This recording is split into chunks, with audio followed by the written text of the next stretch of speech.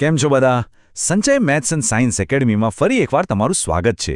આજે આપણે પ્રકરણ 4 એટલે કે કાર્બન અને તેના સંયોજનો એનો એક એકદમ મજેદાર ટોપિક સમજવાના છીએ. નામ છે યોગશીલ પ્રક્રિયા. તો ચાલો બિલકુલ ટાઈમ વેસ્ટ કર્યા વગર સીધા જ ટોપિક પર જઈએ. તો આ જે નામ છે ને યોગશીલ પ્રક્રિયા, એ નામ જ આપણને બધું કહી દે છે. કઈ રીતે? જુઓ, યોગશીલમાં યોગ શબ્દ આવે છે. યોગનો મતલબ શું થાય? બસ જોડાવું, ઉમેરાવું. એટલે કે આ પ્રક્રિયામાં કંઈક ઉમેરાવાનું છે.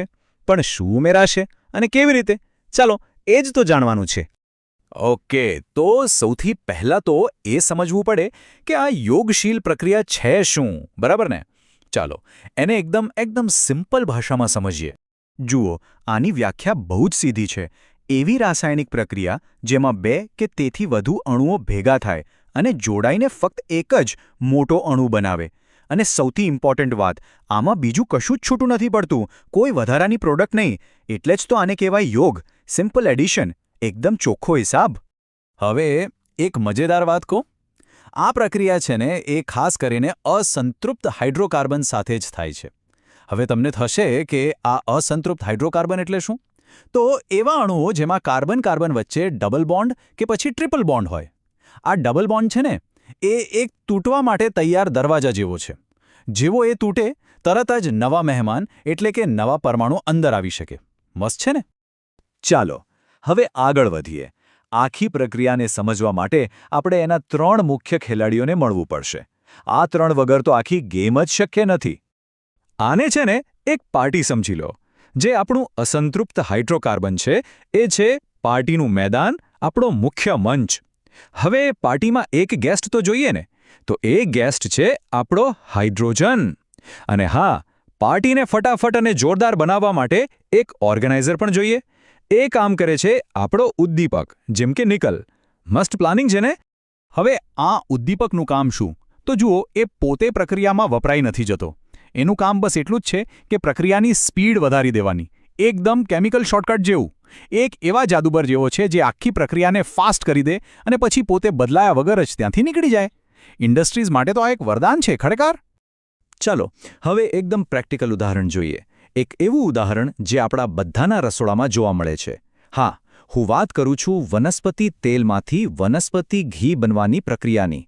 આ યોગશીલ પ્રક્રિયાનું સૌથી બેસ્ટ ઉદાહરણ છે. આ પ્રોસેસને હાઇડ્રોજનીકરણ પણ કહે છે. સ્ટેપ્સ એકદમ સિમ્પલ છે. પહેલાં વનસ્પતિ તેલ લો, જે અસંતૃપ્ત છે, એટલે કે લિક્વિડ છે.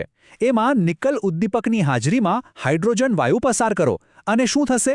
એનો જે ડબલ બોન્ડ હતો એ તૂટી જશે, ત્યાં હાઇડ્રોજન જોડાઈ જશે અને તેલમાંથી બની જશે ઘન વનસ્પતિ ઘી, જે સંતૃપ્ત છે. જોયું?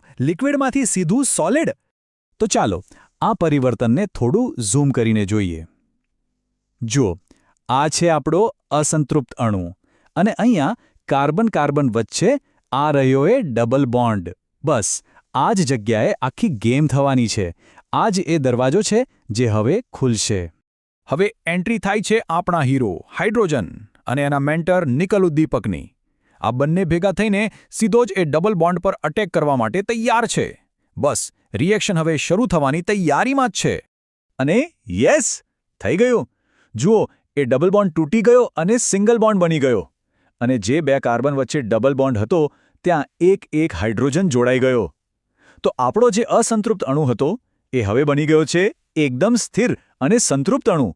Mission successful. ઓકે, તો આપણે પ્રોસેસ તો સમજી લીધી. તેલમાંથી ઘી બની ગયું. પણ આનો આપણા માટે શું મતલબ? આપણા સ્વાસ્થ્ય પર આની શું અસર થાય છે? આ જાણવું પણ એટલું જ જરૂરી છે, ખરું ને? સામાન્ય રીતે એવું માનવામાં આવે છે કે વનસ્પતિ તેલ, જેમાં અસંતૃપ્ત ફેટી એસિડ હોય છે, એ હેલ્થ માટે સારા છે. જ્યારે પ્રાણીજ ચરબી, જેમ કે માખણ કે ઘી, જેમાં સંતૃપ્ત ફેટી એસિડ હોય છે, એ પ્રમાણમાં ઓછા હેલ્ધી ગણાય છે. આ વાત આપણે ઘણીવાર સાંભળીએ છીએ. તો અહીંયા એક મોટો સવાલ ઊભો થાય છે. જો અસંતૃપ્ત તેલ આપણા માટે વધારે સારું છે, તો પછી કંપનીઓ એને સંતૃપ્ત ઘીમાં શું કામ ફેરવે છે? શું કામ એક હેલ્ધી વસ્તુને ઓછી હેલ્ધી બનાવવામાં આવે છે? કંઈક તો કારણ હશે જ ને? તો એનો જવાબ છે સ્ટેબિલિટી, એટલે કે સ્થિરતા. જુઓ, જે અસંતૃપ્ત તેલ હોય છે ને, એને ગરમ કરવાથી એ બગડી શકે છે. ઓક્સિડાઇઝ થઈ શકે છે પણ જ્યારે એને સંતૃપ્ત ઘીમાં ફેરવી દેવામાં આવે ત્યારે એ ખૂબ જ સ્ટેબલ બની જાય છે. એ લાંબો સમય સુધી ટકે છે અને રસોઈ માટે વધુ સારું સાબિત થાય છે. તો અહીંયા મુદ્દો હેલ્થનો નહીં પણ પ્રોડક્ટની લાઈફ અને ઉપયોગિતાનો છે. તો આખી વાતનો સાર શું નીકળ્યો? એકદમ સરળ શબ્દોમાં કહીએ તો યોગશીલ પ્રક્રિયા એટલે અસંતૃપ્ત અણુઓને સંતૃપ્ત અને વધુ સ્થિર અણુઓમાં ફેરવવાની પ્રક્રિયા. બસ આટલું જ યાદ રાખવાનું છે. સિમ્પલ.